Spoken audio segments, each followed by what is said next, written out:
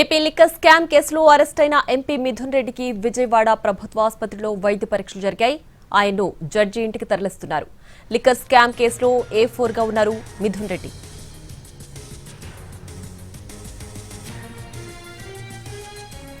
మరోవైపు AP liquor scam కేసులో 305 పేజీలతో preliminary chargesheet దాఖలు చేసింది సిట్.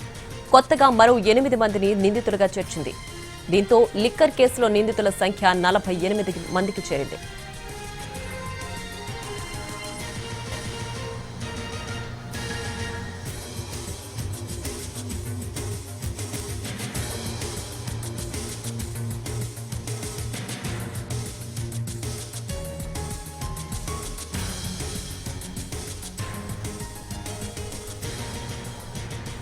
ఏపీ లిక్కర్ స్కామ్ కేసులో అరెస్ట్ అయిన ఎంపీ మిథున్ రెడ్డిని కాసేపటి క్రితమే విజయవాడ ఏసీబీ కోర్టుకు తీసుకొచ్చారు.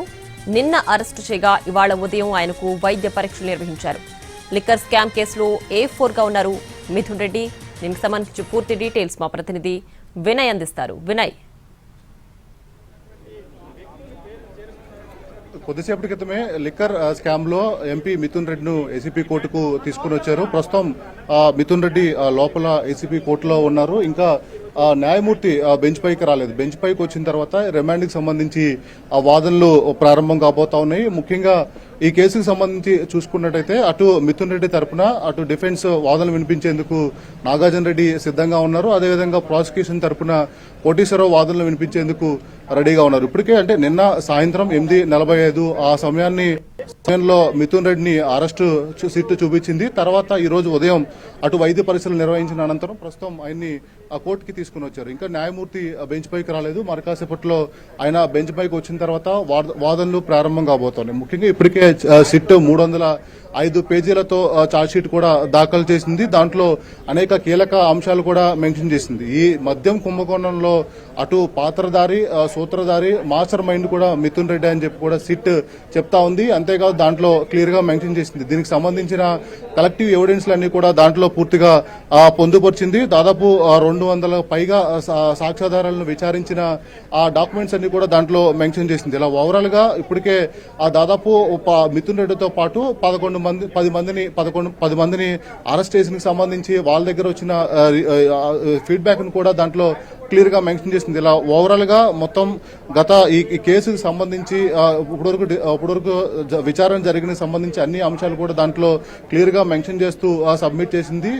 దాంతో పాటు ఈ డబ్బులకు సంబంధించి ఎలాగా ట్రాన్స్ఫర్ అయినాయి, బ్లాక్ ని వైట్ గా ఎలా మార్చారు, ఎక్కడెక్కడ ఈ డబ్బులన్నీ కూడా దారి మళ్లించారని దానిపైన కూడా దాంట్లో క్లియర్ గా మెన్షన్ చేసింది. ఇలా ఓవరాల్ గా ఇప్పటికే అటు సిట్ కూడా ఛార్జ్ షీట్ సమర్పించిన నేపథ్యంలో మరి కాసేపట్లో దీనికి సంబంధించిన వాదనలు కూడా ఇరు వర్గాలు కూడా వినిపించబోతున్నారు. ప్రస్తుతం వైఎస్ఆర్ కాంగ్రెస్ పార్టీకి చెందిన కీలక నాయకులు సజ్జల రామకృష్ణారెడ్డితో పాటు కొంతమంది ముఖ్య నాయకులు కూడా ఏసీబీ కోర్టుకు చేరుకున్నారు. వాళ్ళందరితో మిథున్ రెడ్డి మాట్లాడుతున్నట్టు కూడా మనకి సమాచారం అందుతా ఉంది. ఎందుకంటే రిపోర్టులన్నీ కూడా జడ్జి టేబుల్ మీద పెట్టిన నేపథ్యంలో మరి కాసేపట్లో ఆయన బెంచ్ మీద కూడా రాబోతా ఉన్నారు. ఆయన రాగానే విచారణ కూడా మొదలు కాబోతుంది. అయితే ఇప్పటికే 305 పేజీలతో ఛార్జ్షీట్ దాఖలు చేసిన నేపథ్యంలో దానికి సంబంధించి పూర్తిగా క్లియర్ వివరాలు కూడా ఇచ్చారు. మరో 20 రోజుల్లో అడిషనల్ ఛార్జ్షీట్ కూడా దాఖలు చేస్తామని చెప్పి కూడా సిట్ చెప్తున్న నేపథ్యంలో మిథున్ రెడ్డి మాస్టర్ మైండ్ దీంట్లో ఉన్న కీలక సూత్రధారి, పాత్రధారి అని చెప్పి సిట్ చెప్తున్న నేపథ్యంలో ఆయన్ని రిమాండ్ తీసుకుని పూర్తిగా ఇంకా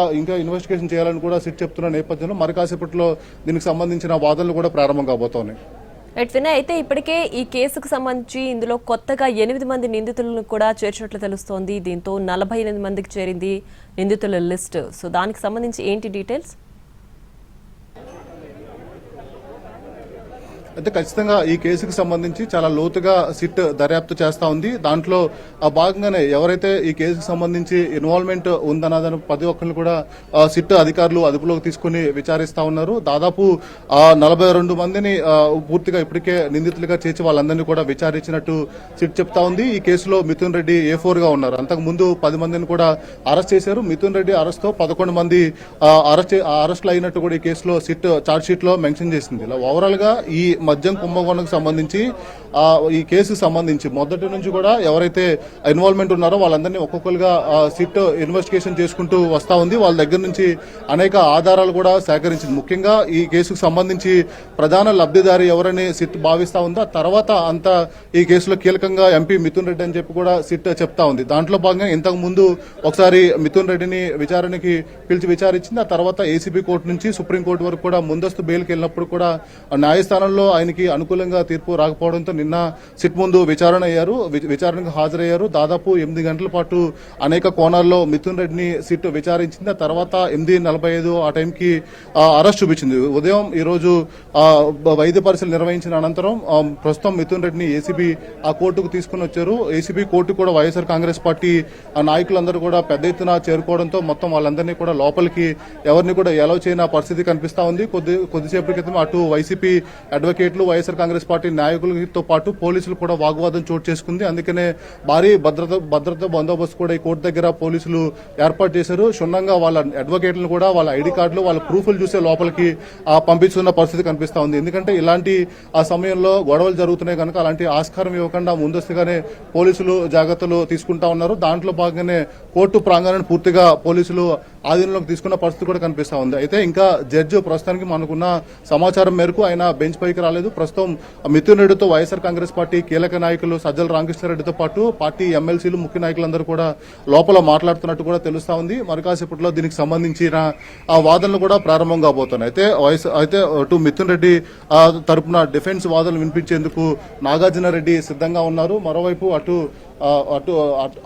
మరోవైపు వాదనలు వినిపించేందుకు కోటేశ్వర రెడ్డి కూడా సిద్ధంగా ఉన్నారు. అయితే బెంచ్ మీదకి జడ్జి వచ్చిన తర్వాత రిమాండ్కి సంబంధించి వాదనలు ప్రారంభం కాబోతా ఉన్నాయి. Right Vinay, thanks for the updates.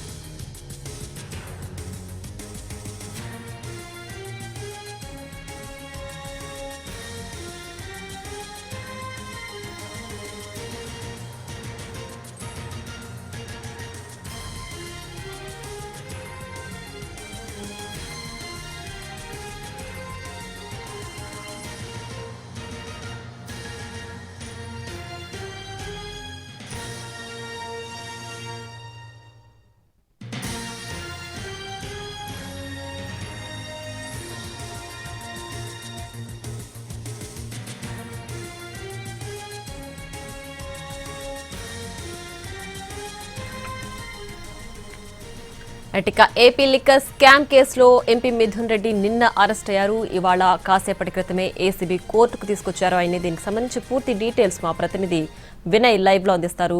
Vinay, చెప్పండి, మిథున్ రెడ్డికి సంబంధించి గ్రౌండ్ ఆఫ్ అరెస్ట్ ఎలాంటి అంశాలతోటి ఆయన్ని ఇప్పుడు మళ్ళీ విచారణకి కోరే అవకాశం ఉంది? కస్టడీకి తీసుకోబోతున్నారు కదా, సో దానికి సంబంధించి ఎంతవరకు అవకాశాలు ఉండే ఛాన్స్ ఉంది? అయితే ఈ కేసులో మిథున్ రెడ్డి A4 గా ఉన్నారు. ఈ కేసుకు సంబంధించి ఆయన సూత్రధారి, పాత్రధారి, మాస్టర్ మైండ్ అని కూడా సిట్ భావిస్తా ఉంది. దాంట్లో భాగంగానే పూర్తి ఆధారాలన్నీ కూడా సేకరించిన అనంతరం 305 పేజీలతో ఛార్జ్ షీట్ కూడా దాఖలు చేసింది. అయితే దీనికి సంబంధించి 100కు పైగా ఎలక్ట్రానిక్ గ్యాడ్జెట్లను స్వాధీనం చేసుకుని ఆ కోర్టు కూడా సిట్ సమర్పించింది. దాంట్లో పూర్తిగా ఆ డేటాలో ఆధారంగా ఈ కేసులో ఎవరెవరు ఇన్వాల్వ్ అయ్యారు, ఎక్కడ ఈ కార్యక్రమం అంతా కూడా జరిగిందనే దానిపైన కూడా చాలా క్లియర్ గా సిట్ ట్రేస్ అవుట్ చేసింది. దాంతో పాటు మొత్తం 62 కోట్ల రూపాయలు సీజ్ చేసినట్టు కూడా ఛార్జ్ షీట్ లో సిట్ అధికారులు వివరించారు. దాంతో పాటు పూర్తిగా ఈ కేసు ఆ మద్యం కుంభకోణంకు సంబంధించి మొదలైనప్పటి నుంచి కూడా 268 మంది సాక్ష్యాలను విచారించినట్టు కూడా ఆ ఛార్జ్ షీట్ లో సిట్ మెన్షన్ చేసింది. ఇప్పుడు వరకు అంటే మిథున్ రెడ్డితో పాటు కలిపి 11 మంది ఇచ్చిన స్టేట్మెంట్లు, రిమాండ్ రిపోర్ట్లు, ఇతర డాక్యుమెంట్లు కూడా ఛార్జ్ షీట్ లో సిట్ అధికారులు